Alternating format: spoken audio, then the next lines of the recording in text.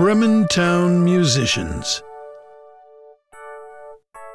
A certain man had a donkey, which had carried the corn sacks to the mill indefatigably for many a long year.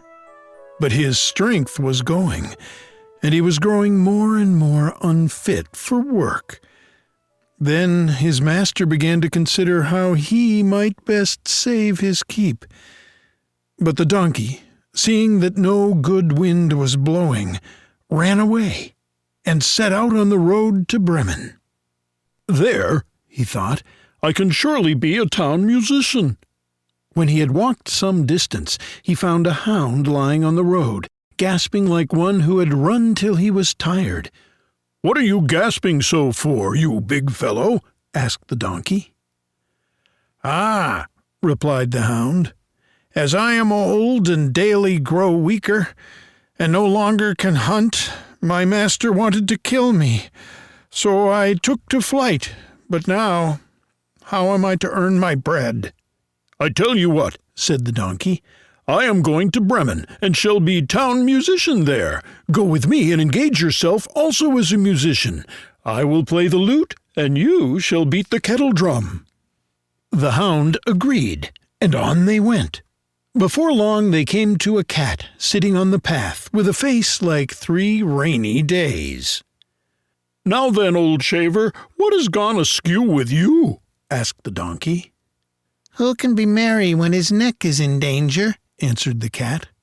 "Because I am now getting old, and my teeth are worn to stumps, and I prefer to sit by the fire and spin rather than hunt about after mice, my mistress wanted to drown me, so I ran away. But now good advice is scarce. Where am I to go?" "Go with us to Bremen. You understand night music. You can be a town musician." The cat thought well of it, and went with them. After this, the 3 fugitives came to a farmyard, where the cock was sitting upon the gate, crowing with all his might. "Your crow goes through and through one," said the donkey. "What is the matter?" "I have been foretelling fine weather, because it's the day on which Our Lady washes the child's little shirts and wants to dry them," said the cock. "But guests are coming for Sunday, so the housewife has no pity, and has told the cook that she intends to eat me in the soup tomorrow.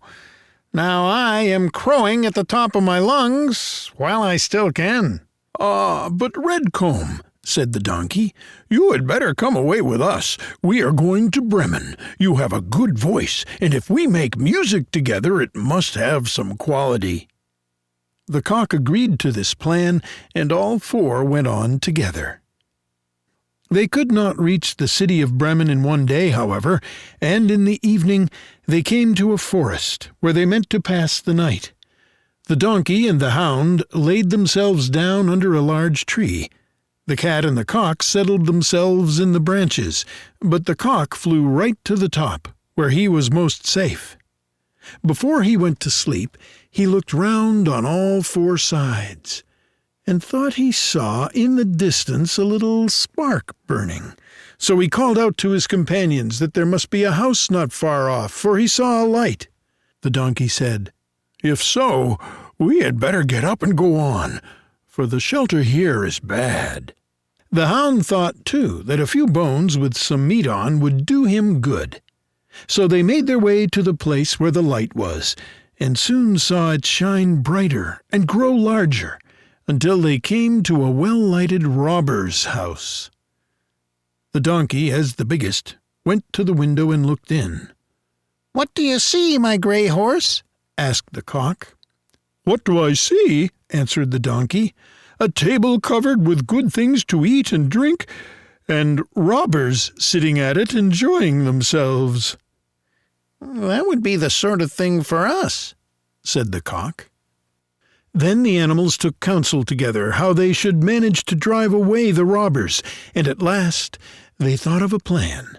The donkey was to place himself with his 4 feet upon the window ledge, the hound was to jump on the donkey's back, the cat was to climb upon the dog, and lastly the cock was to fly up and perch upon the head of the cat.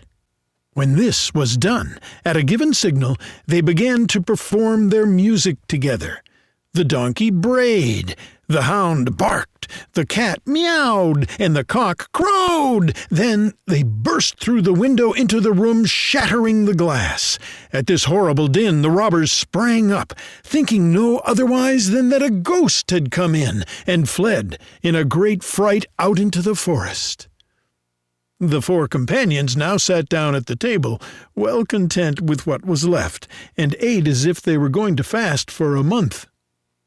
As soon as the four minstrels had done, they put out the light, and each sought for himself a sleeping place according to his nature and what suited him. The donkey laid himself down upon some straw in the yard, the hound behind the door, the cat upon the hearth near the warm ashes, and the cock perched himself upon a beam of the roof.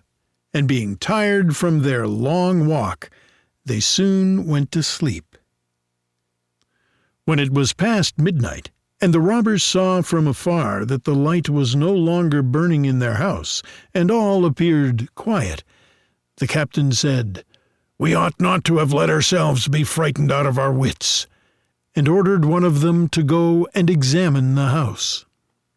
The messenger, finding all still, went into the kitchen to light a candle, and, taking the glistening, fiery eyes of the cat for live coals, he held a match to them to light it. But the cat did not understand the joke, and flew in his face, spitting and scratching. He was dreadfully frightened and ran to the back door, but the dog, who lay there, sprang up and bit his leg. And as he ran across the yard by the dunghill, the donkey gave him a smart kick with its hind foot. The cock, too, who had been awakened by the noise, and had become lively, cried down from the beam, "Cock-a-doodle-doo!"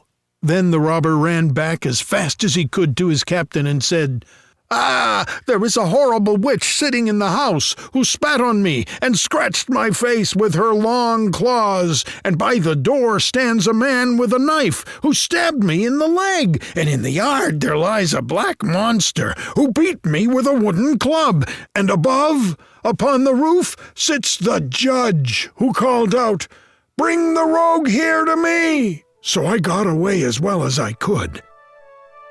After this, the robbers never again dared enter the house. But it suited the four musicians of Bremen so well that they did not care to leave it any more.